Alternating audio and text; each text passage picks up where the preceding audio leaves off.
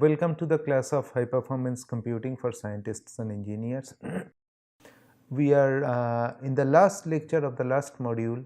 We are continuing with GPU computing, and the last lecture is hybrid parallelization, in which essentially we will talk about multi GPU computing and see that how this can cater to the need of the hour in terms of exascale computing. Exascale means the performance of the computing infrastructure will be exaflops, exa floating point operation, 10 to the power 18 floating point operations per second, and how that can be achieved.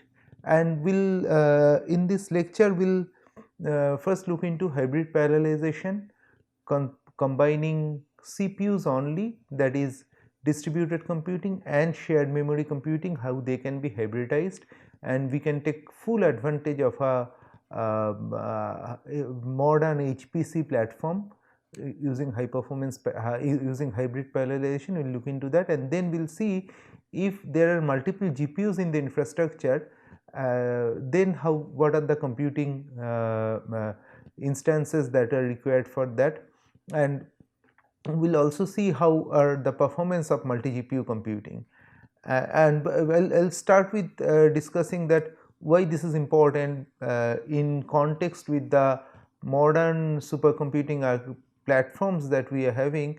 All the best performance can be obtained if you think of doing multi GPU computing and hybrid parallelization. So we will look into that, and then we will see what is exascale computing and what are the efforts behind exascale computing, what are the successes.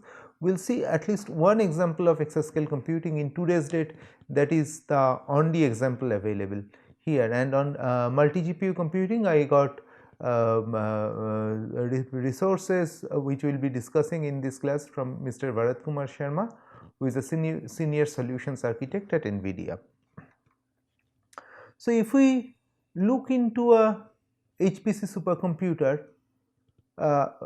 with meaningfully good performance, we will see this is basically an hybrid system. We have looked into this diagram earlier when we were discussing about architecture of parallel computers. So what is it here?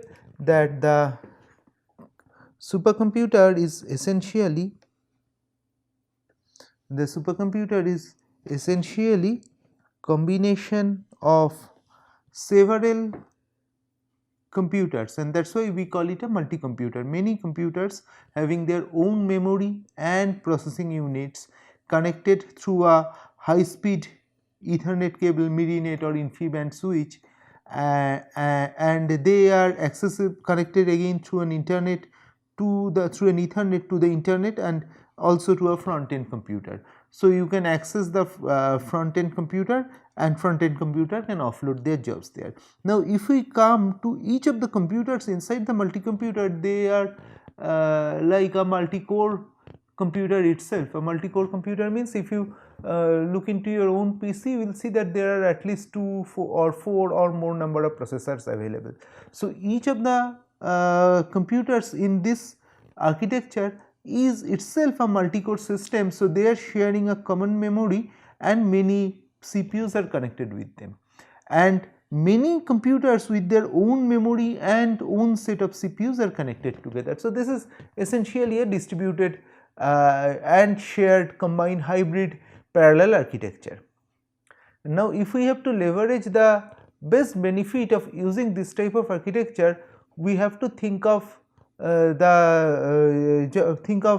applications which will be running in distributed computing mode primarily, and then each distributed computing job, each job in the distributed computing application can be multi-threaded, so that they are running in all the processors inside inside one particular computer.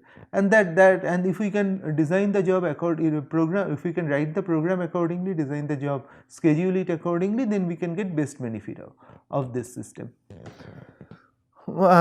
Now if we think of the top supercomputers in today's date, there we will see that there are number of CPUs which are connected to GPUs, and sometimes some are connected to more than one GPU. So, there are CPUs, multiple CPUs inside one computer, and then these CPUs are also connected to more than one GPUs in some cases. So, we can see that this is a schematic of a system. There are 2 CPUs in one motherboard, and these each CPU is connected to 4 GPUs. So, this essentially gives you a one unit in the distributed computing infrastructure, but these are shared memory systems as well as they are connected with the GPUs, and then all the computers in this distributed memory infrastructure are connected with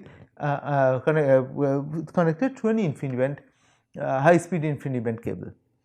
So, when again we think of utilizing this resource, we should write programs which can take advantage of these many GPUs present here. So, essentially they have to distribute the program into multiple small distributed memory, into multiple small tasks using distributed memory, and each of these tasks now can be mapped into a group of tasks or threads which will be launched in the GPUs.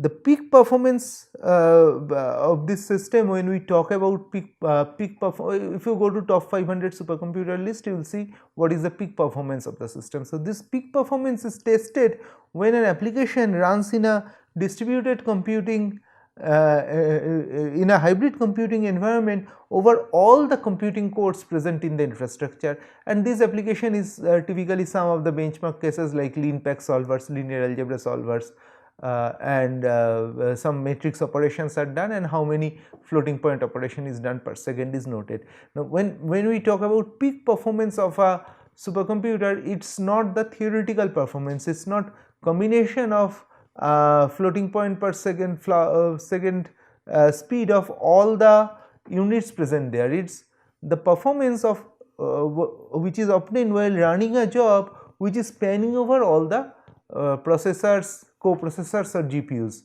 in the system, and that is what we can tell, that if we can write hybrid parallel programs, if we can think that the program that I am going to execute will go to multiple computers, and inside each computer it will use a shared memory space and launch multiple threads, or inside each CPU it will use GPUs, then we can take the leverage of we can leverage the benefit of this large system. If we say, for example, if we talk about a multi-computer like this and write only distributed memory program which will use all the CPUs present here. So, even if we come to a shared memory system, within the shared memory system it is operating like a distributed memory program, and all the overheads due to memory copying and data transfer will be there. But if we can within a distributed memory system, when it is within one unit, when this is basically a shared memory architecture, if we can write it in a hybrid parallel model, then it can utilize that it is pointing to the same memory space, and the data transfer overheads can be reduced. So, by this we can take best benefit of the system. Hybrid programming techniques combining the best of distributed and shared memory programs are becoming more and more popular due to availability of large number of cores, which is in terms of CPUs as well as GPUs in large supercomputers.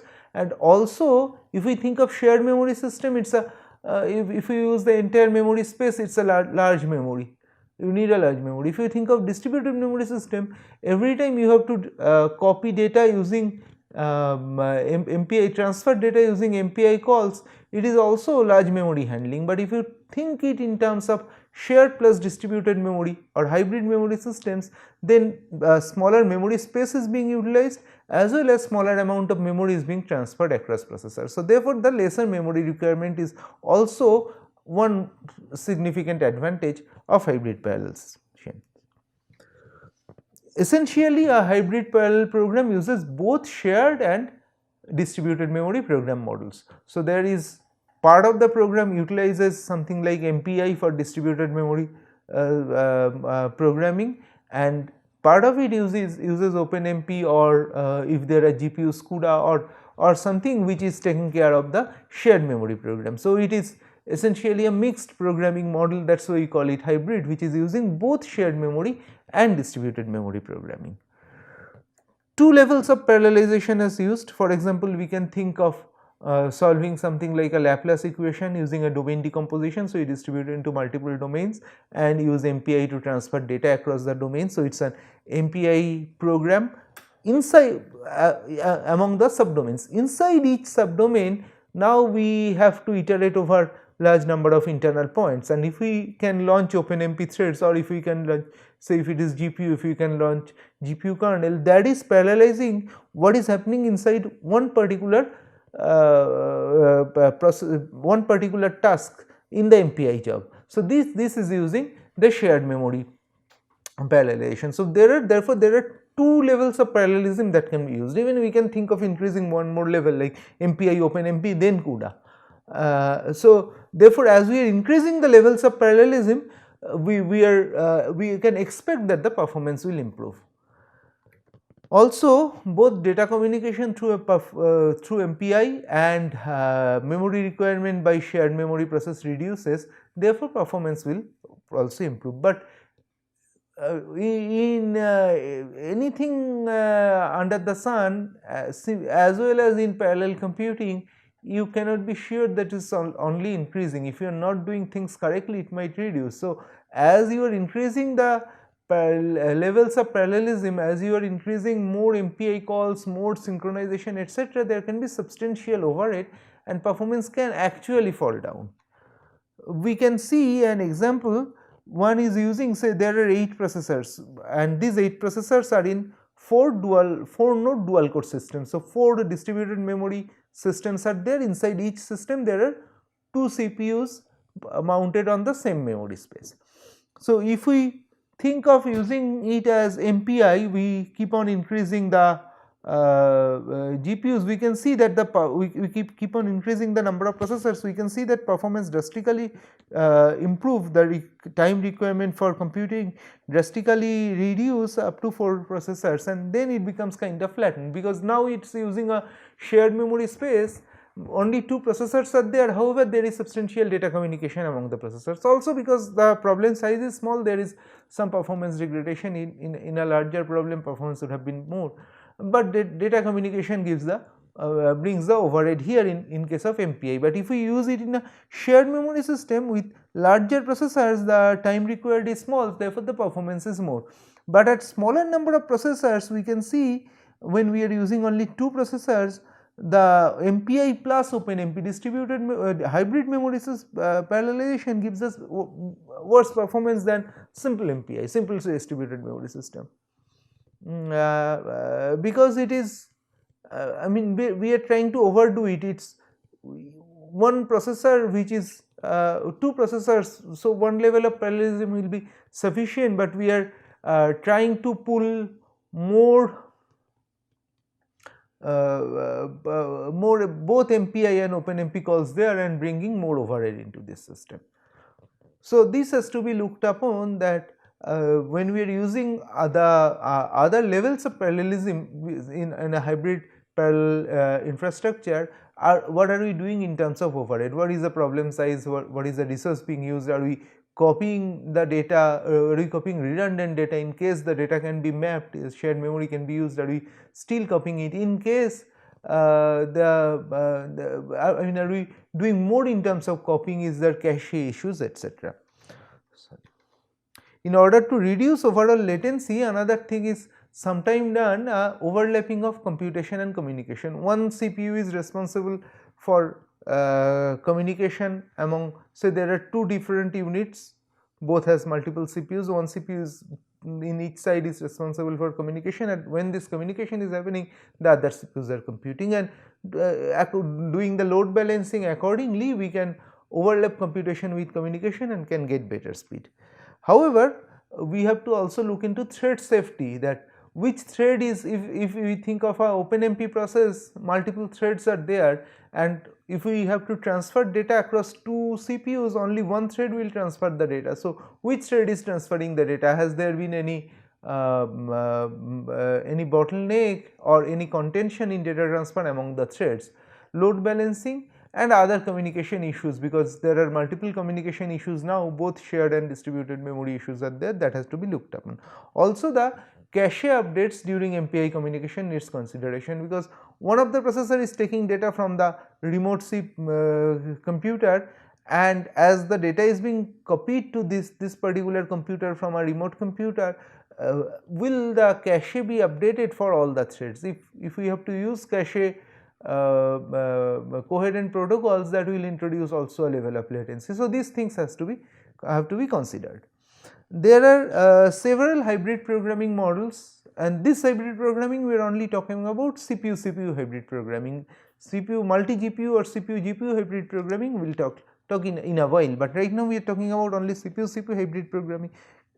One thing can be done by pure MPI, that is which I was discussing earlier, that it is a hybrid memory system, distributed memory. Inside each distributed memory there are shared memory systems, but we consider everything to be distributed memory.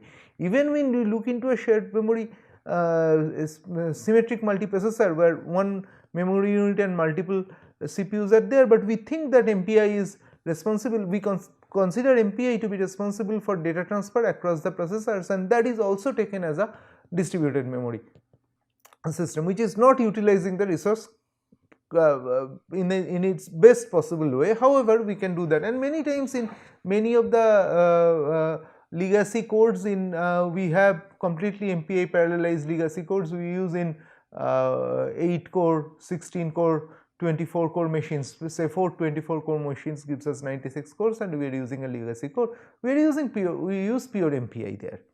The other way is MPI plus OpenMP, and which I was actually discussing now, that you distribute the job into multiple small chunks of problems with small memory units using MPI, and then each MPI job is again parallelized using OpenMP.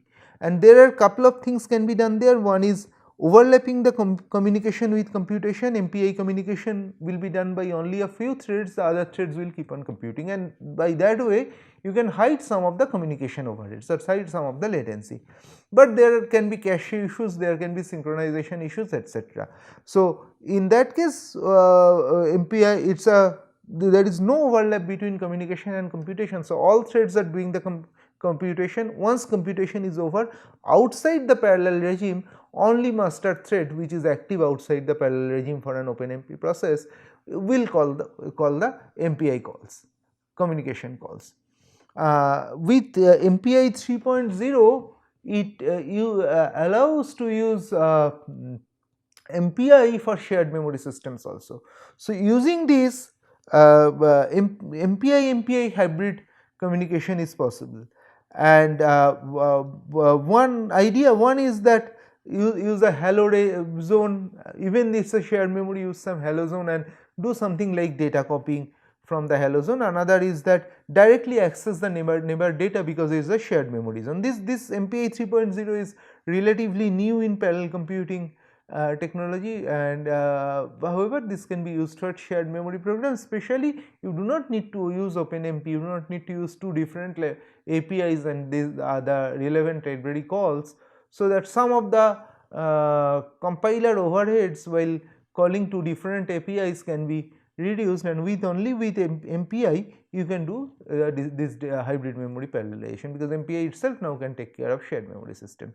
Or use OpenMP only, which is one end was using pure MP only, considering the entire program as a distributed memory program, though you are using a hybrid memory infrastructure. Another is use OpenMP only. So think of a virtual shared memory, though it is a distributed memory, map the distributed memories in a way so that it looks like a shared memory, like NUMA infrastructure, and that is other way of doing it. But these two are the most efficient way to utilize hybrid memory systems, hybrid memory architectures.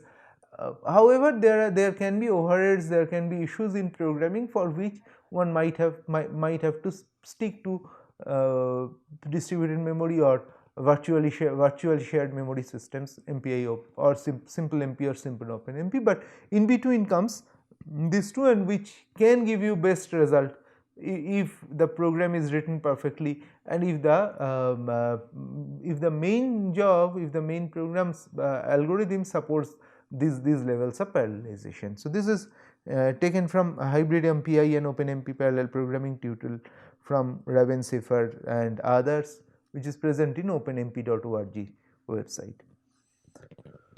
Now, one of the issue is thread safety.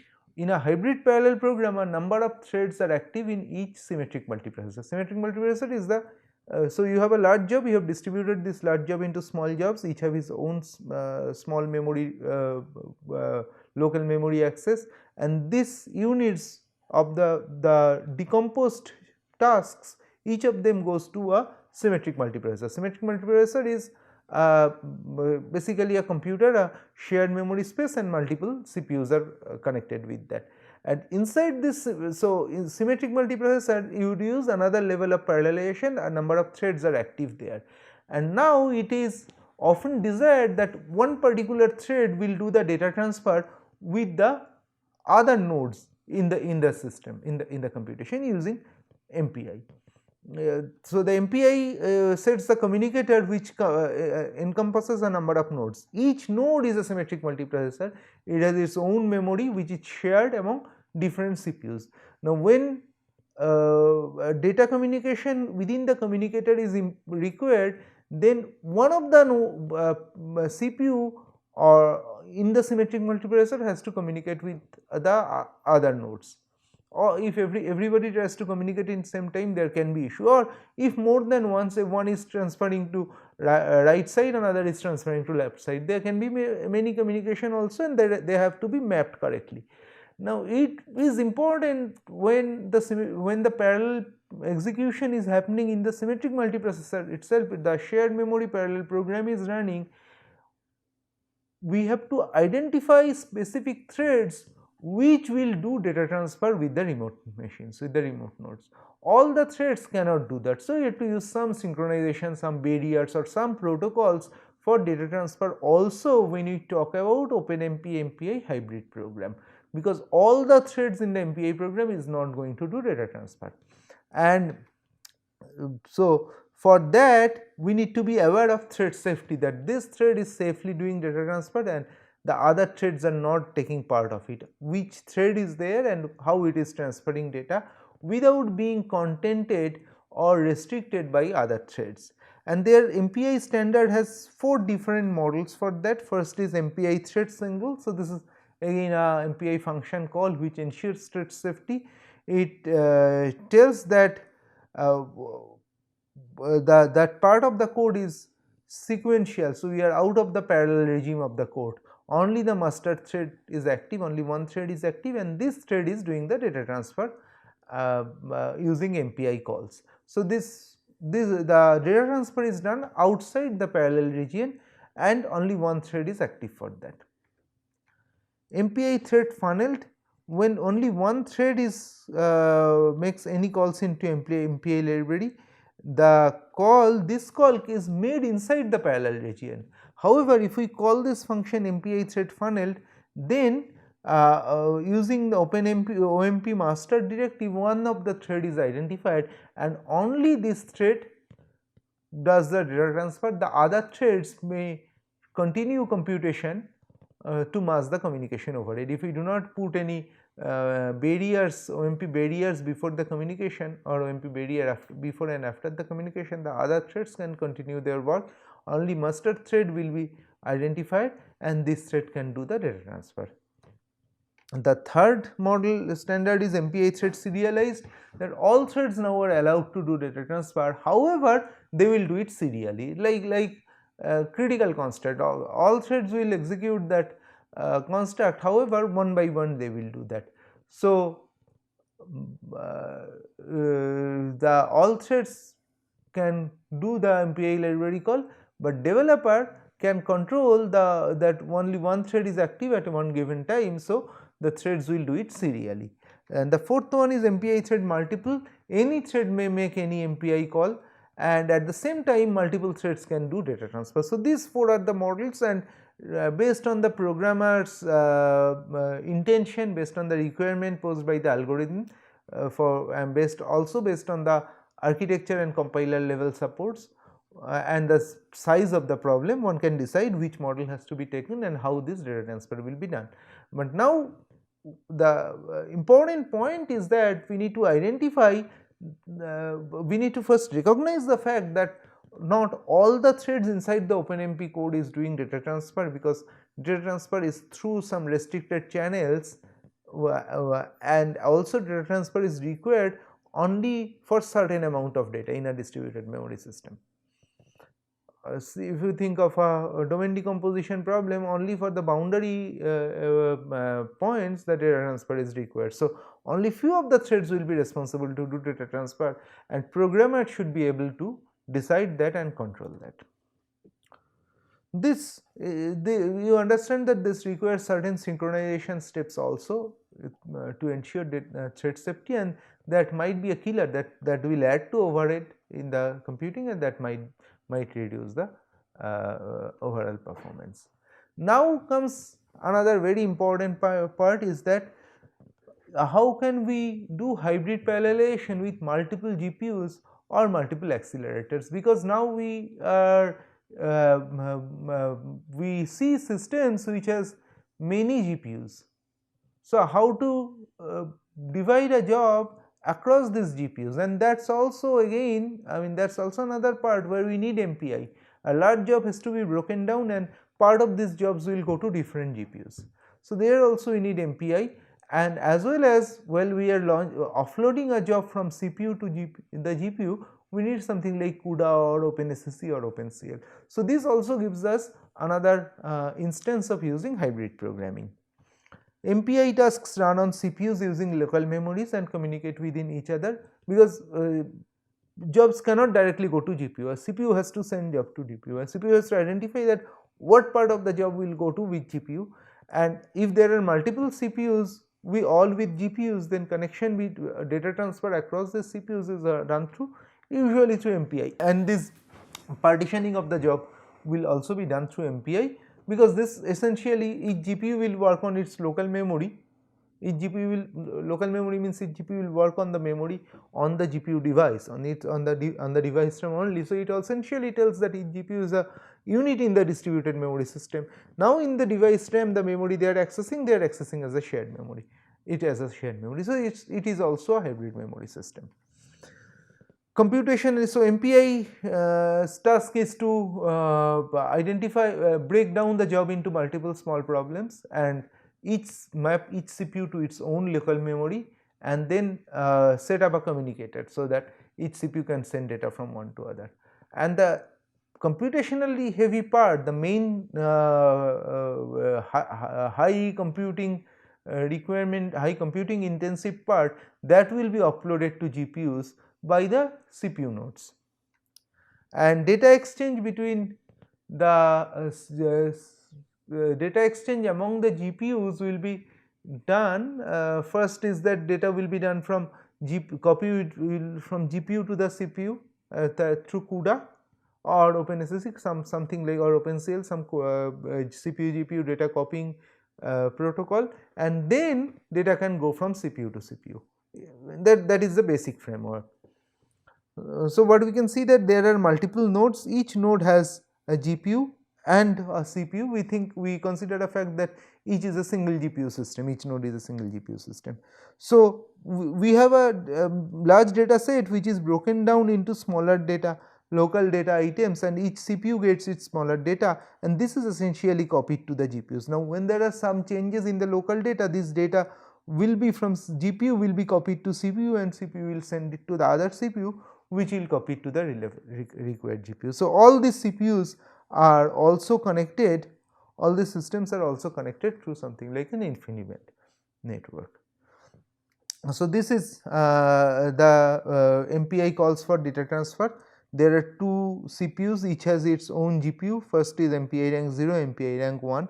So there will be CUDA memory copy if data comes from this GPU, GPU 0 to GPU 1. First through CUDA mem copy, data will be copied from the device to the host, and then this host rank 0 will send the data to rank 1. So it will send data to rank 1, and rank 1 now will receive this data which is sent from rank 0, and the received data which is staying in RBUF H will be copied from host to device to the GPU. So this 4 steps are: GPU will copy to the CPU, CPU will send to the remote CPU will receive from the sending CPU, and the received data in the remote CPU will be copied to the GPU associated with it. This is how data transfer happens. Data transfer happens across the GPUs. GPUs do not using MPI. In many cases, GPUs do not send data from directly from one to other. Through CPU it is done, and therefore CUDA mem copy, MPI send receive, again another CUDA mem copy is required. Now NVIDIA has a technology called NVIDIA GPU Direct for direct data transfer across GPUs. Say we think of a multi GPU system where there is only one CPU but number of GPUs are mounted there. If you buy a high end server, you will see number of GPU slots available there. In each GPU slot there is a GPU. There can be 4 GPU system, there are many 2 GPU systems, etc. So then you do not need to do any MPI data transfer. You can directly send data from CPU to GPU. And so NVIDIA's GPU Direct technology that utilizes the connectivity inside the multi GPU systems motherboard and copies data directly from a GPU to the other. And this is available with CUDA 3.1 and the later versions. So this, it is like you have a CPU and many number of GPUs are connected there. Data is directly copied through the PCI switch from one GPU to the other GPU. You do not need to use MPI, or do not need to copy it to the CPU using CUDA mem copy and then again copy it to the CPU. So there are some optimization in it. In case you have multiple GPUs, so GPU Direct, this technology with remote device memory access can help the GPUs to share data with a remote GPU on a remote host bypassing the CPU channel. And that can be done like instead of copying it to the CPU and then calling the MPI send receive, using GPU Direct and RDMA protocol, data can be copied from one GPU to the other GPU. Both the GPUs are hosted by different devices. Both the GPUs are hosted by different hosts, different CPUs are hosting the GPU. But the previous part, like copying to the CPU and then using MPI to copy to the other CPU and then again copying to the GPU, that can be avoided using GPU Direct with RDMA. Now again these protocols use some of the optimization, some of the hardware, both at hardware and compiler level. However, they have their own overheads also. So it is application dependent. For some applications this RDMA GPU Direct parallelization gives better result, but for some of the applications, especially for some of the legacy codes which are essentially MPI based code on which GPU parallelization is brought later, probably you have to go to the older method, that is copying to the CPU and then MPI send receive among the CPU, again copying to the remote GPU from the CPU. That has to be followed for some cases. Of course it is understandable that we are only trying to introduce these concepts, but if you these are one level higher concept than simple CUDA programming or MPI programming. So if you have to explore it, there are enough material available in internet resources, and you can get some pointers from these discussions and its reference also and start working on that. Now these multi GPU programs are well scalable. So if we increase number of CPUs, a scalable MPI job will say that almost linearly the speed up is almost constant, and efficiency is almost constant, and almost linearly speed up is increasing. The time required will reduce almost linearly. Now if each MPI node is connected to a GPU, this linearity still holds. So these jobs are most of the time scalable. We can look into a CFD code Fun 3D, where they have experimented over 6,144 V100 GPUs and Gold 6148 Skylake processors, and it is seen that the this is the scalability of the CPU code. Each CPU has 2 cores per node, and this is almost kind of linear.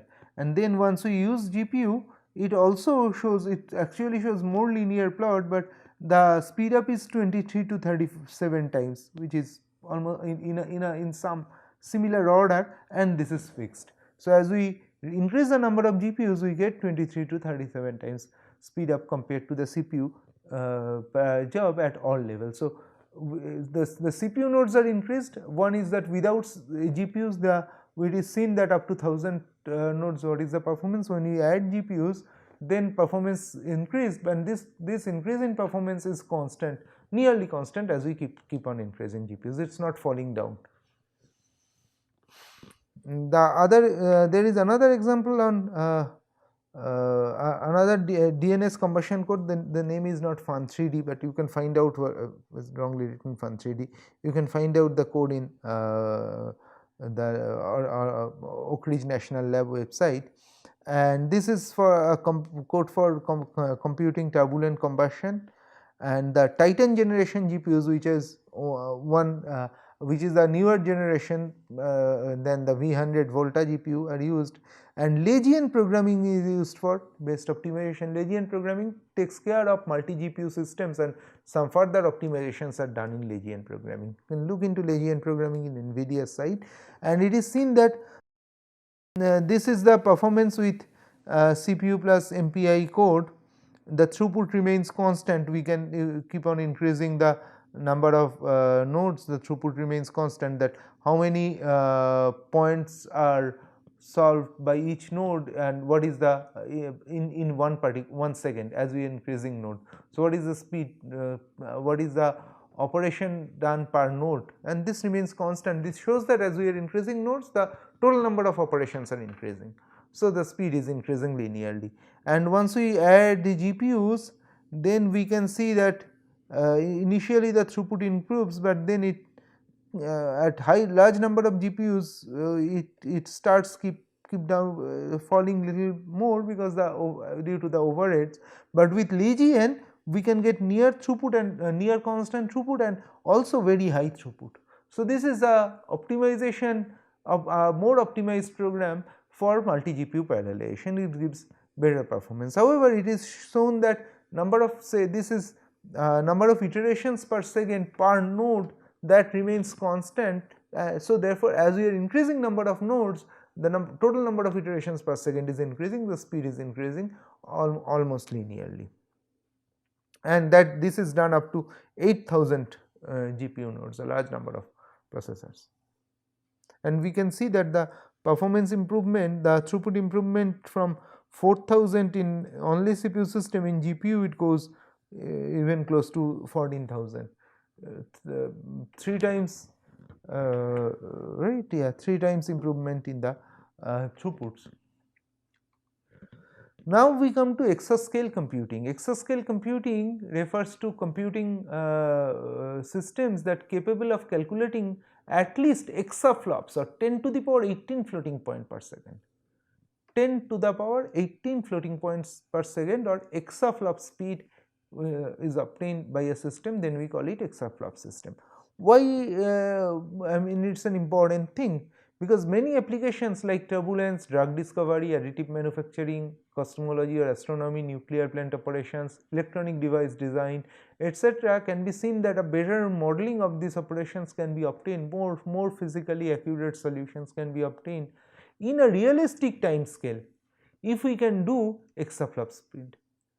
Else it will take astronomically long time, and we really cannot achieve the solution in physically realistic time scale. So if we need to solve these problems with the right accuracy, the problem complexity or problem size is such high that an exaflops computer can be essential. and performance of the supercomputers are benchmarked using solving lean pack solvers in them. I have discussed it earlier. Till last month, June 2020, now no single supercomputer have shown exascale performance. Supercomputer in the sense the large computing infrastructure which is built dedicated to do HPC calculations, connected together by an InfiniBand, and CPUs, GPUs, CPU GPU hybrid systems. None of them have shown exascale performance, rather they are quite far away from the exascale performance. In India today we talk about few petaflops performance of the supercomputers, and that is the peak performance that we can think of. So exascale means 1000 petaflops, exaflops means 1000 petaflops, which is which will take some more time, and the major challenge in getting that performance is that parallelism, using the right hardware as compiler and software or algorithm to get that get a parallel program which can actually avoid overheads and give this speed. Otherwise overheads will kill it. Memory and storage issue, that includes both data transfer, memory mapping, as well as how much memory is being required, where, how to store that. The system level reliability, when you run thousands or 100,000s or 1,000,000 of CPUs together, someone might fall down. Just by statistical measure you can think of that if one CPU is running for a long time, what is the probability of its going to idle stage. So if you run this large number of processors, then some processor may stop at some point of stall at some point of time, some of the networks may work wrongly. So in a such large architecture, what is the reliability in the systems level, so that everything is in operation. And energy consumption, we have earlier talked about PUE, that if we have to spend 1 unit of energy for computing, 0.5 unit will be spent by the ASICs. So total energy consumption will be very high in that case. So these are the major challenges. However, keeping this in mind, it is seen that essentially we need hybrid architecture, which is even for petaflops we are using hybrid architecture, and needs efficient algorithm and implementation. And number of countries using China, United States, Japan, Taiwan, European Union, and also India has launched national level programs where many groups and many engineers as well as many companies are coming together and trying to get exascale computing, develop an exascale computing facility in next 1 to 5 years. Each country has different plans. And now I will come to an important aspect, a point, that there is a project called Folding at Home. This project is run by a community of scientists working in protein chemistry, looking into computing the protein dynamics for better therapeutic design or better drug discovery. So they want to take a virus, see what is the structure of the virus at the protein level, which drug will be effective for that, and solving at the molecular or atomistic level and looking into what is happening to the proteins, how are the protein molecules in the virus and how they can be killed. So this is a very gross way to put that, but this is the idea of doing protein dynamic simulation.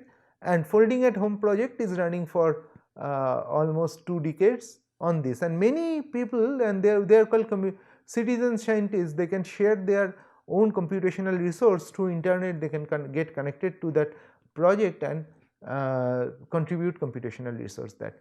And combining this, over 1 million citizen scientists have come together, and I must record that when I am recording these lectures, we are going through unprecedented event of novel corona pandemic, COVID-19 pandemic across the world.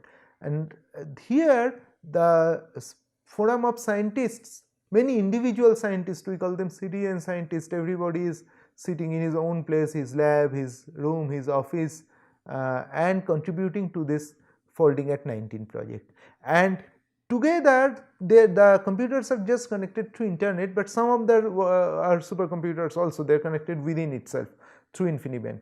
But together they have joined hand and shared the resources, built a hybrid distributed computing architecture across through internet connectivity, and cross the exascale computing barrier. So, they showed that together exaflops calculation is obtained, and some protein dynamic features of COVID-19 virus has been simulated in biological time scale. So, this is first time in history exascale barrier has been crossed, that is not by a conventional supercomputer, but by citizen scientists sharing their computing resources. And you can see these yellow dots, these are IP addresses at different location, United States, Europe, some in Australia, Africa, some in India, some are in China. They are contributing to the computational resource of this system. So, this is also developing a hybrid, very novel type of hybrid computing infrastructure, and the infrastructure combines CPUs, GPUs, playstations, even smartphones, and a client server model network architecture has been used, where the main job is distributed into many small jobs and given to different computers, and sometimes they are using distributed memory model and communicating across, the computers are communicating across themselves. Sometimes these are small shared memory programs, and then the result is being uploaded to another site.